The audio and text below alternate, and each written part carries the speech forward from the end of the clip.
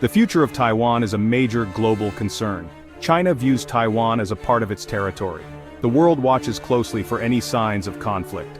Recently, comments from public figures like Pete Hegseth have raised alarms. Hegseth suggested a Chinese invasion of Taiwan could happen very soon.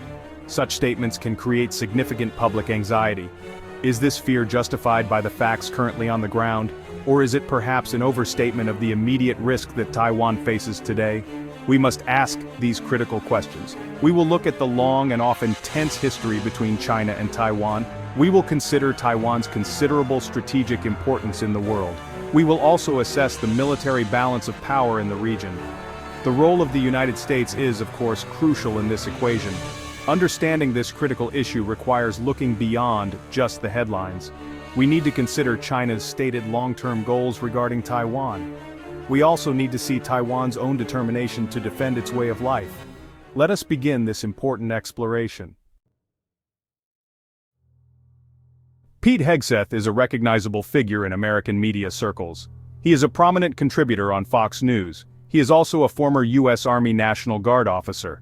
His military background often lends his words a certain weight for his audience. He frequently speaks on issues of national security and foreign policy.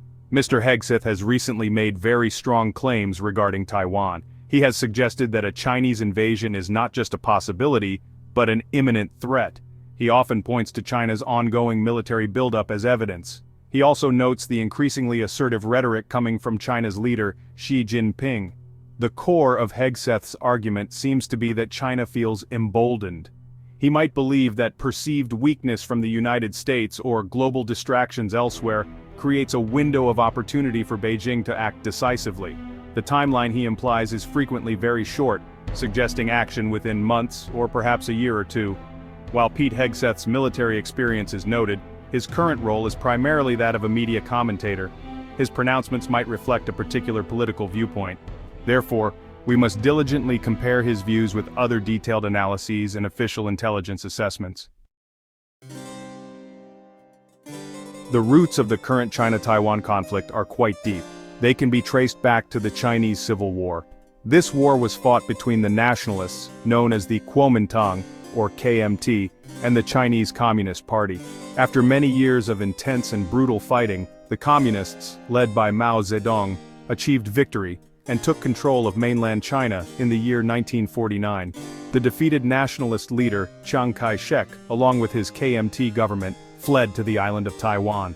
They brought with them approximately 2 million supporters, including soldiers and civilians. On Taiwan, they established the Republic of China, ROC, maintaining their claim as the legitimate government of all of China. Beijing's People's Republic of China, PRC, views Taiwan in a very different light. It sees Taiwan as an inseparable and integral part of its sovereign territory. The PRC insists that Taiwan must eventually be reunified with the mainland. For many decades now, a fragile and uneasy status quo has existed across the Taiwan Strait. Most countries around the world, including the United States, do not formally recognize it as an independent sovereign nation. Taiwan's global importance extends far beyond its relatively small geographical size. It is situated in a critically strategic location in the western Pacific Ocean.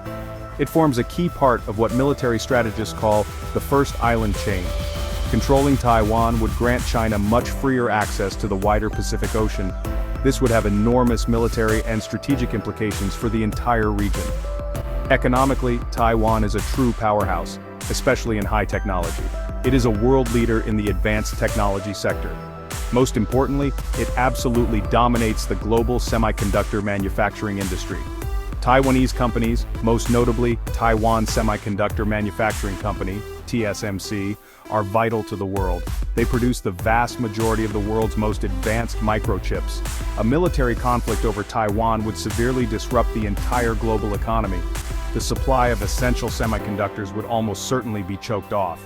This would negatively affect countless industries all around the world. Beyond economics and strategic geography, Taiwan's political system itself matters greatly. Section 5, The Dragon's Might, China's Military Modernization. China's military, officially known as the People's Liberation Army, or PLA, has undergone a truly stunning transformation in recent times. Over the past 2 decades, it has rapidly modernized its forces. Beijing has invested enormous sums of money in its armed forces.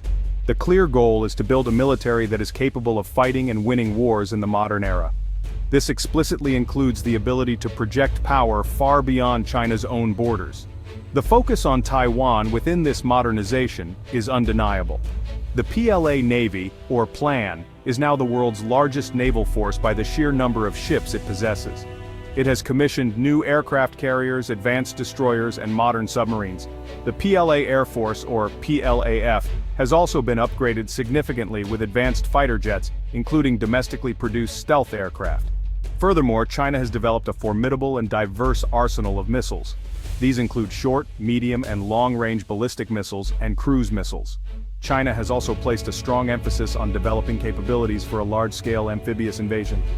This would be a necessary component to take Taiwan by force. This impressive military buildup is a clear signal of China's serious intent regarding Taiwan. Section 6, the Porcupine Strategy, Taiwan's defense. Taiwan is acutely aware that it cannot hope to match China's vast military might in a conventional, symmetrical conflict. Therefore, Taiwan has adopted a clever defense strategy. This strategy is popularly known as the Porcupine Strategy. The central idea is to make itself too difficult and too costly for China to successfully invade. It aims to deter Beijing by clearly demonstrating that an invasion attempt would be an exceedingly painful and damaging endeavor. This defensive strategy involves investing heavily in asymmetric warfare capabilities. These include mobile anti-ship missiles, effective air defense systems, and sophisticated sea mines. Taiwan is also focused on developing its own indigenous defense hardware, such as submarines and fast attack craft. The primary goal of these efforts is to deny China easy control of the Taiwan Strait. Taiwan's military forces are generally considered to be well-trained and highly motivated. Its soldiers would be defending their own homeland from an aggressor. The island's natural geography also presents significant challenges for any potential invader. Taiwan is a mountainous island. It has relatively few beaches that are suitable for large-scale amphibious landings. This difficult terrain could slow down and bog down an amphibious assault. Section 7. The American Factor, a Superpower's Shadow. The United States plays a crucial, though often ambiguous, role in the Taiwan issue. Officially, Washington follows a one-China policy, yet it maintains robust unofficial relations with Taiwan. The Taiwan Relations Act commits the U.S. to help Taiwan defend itself. It considers non-peaceful efforts to determine Taiwan's future a grave threat. The U.S. has long maintained a policy of strategic ambiguity. This deters China from attacking and Taiwan from declaring independence. Recent statements suggest a clearer U.S. commitment to defend Taiwan. Direct U.S. intervention could escalate into a devastating war. Section 8. Expert voices, gauging the true temperature. When attempting to assess the real risk of a Chinese invasion of Taiwan, expert opinions vary quite widely. Some analysts, particularly those who focus primarily on military capabilities and hardware, see a growing window of opportunity for China. They point to the PLA's rapid and impressive modernization. They also highlight President Xi Jinping's strong nationalist rhetoric and his personal investment in the issue. They believe he may see reunification with Taiwan as a key part of his historical legacy. This group tends to agree more with the urgency expressed by commentators like Hegseth. Other experts, however, are considerably more skeptical about the likelihood of an imminent invasion. They tend to emphasize the enormous risks and potentially catastrophic costs for China itself. An invasion attempt, even if it were ultimately successful from a military standpoint, could devastate China's economy for years to come. It could also lead to severe international isolation and crippling economic sanctions. These experts argue that Beijing likely prefers to use options short of all-out war, such as economic coercion, information warfare, blockades, or continued political pressure. Economists and international business leaders often highlight the powerful economic deterrence to war. Section 9. Conclusion: imminent threat or calculated posturing. Is China about to invade Taiwan, as Pete Hegseth and some others claim? The situation in the Taiwan Strait is serious and warrants close attention. China's ambition to absorb Taiwan is clear and openly stated. Its military power is growing rapidly each year. Tensions are higher than they have been in decades. These facts fuel concerns about a potential conflict. However, an imminent invasion faces significant obstacles. An amphibious assault would be incredibly complex and risky for China.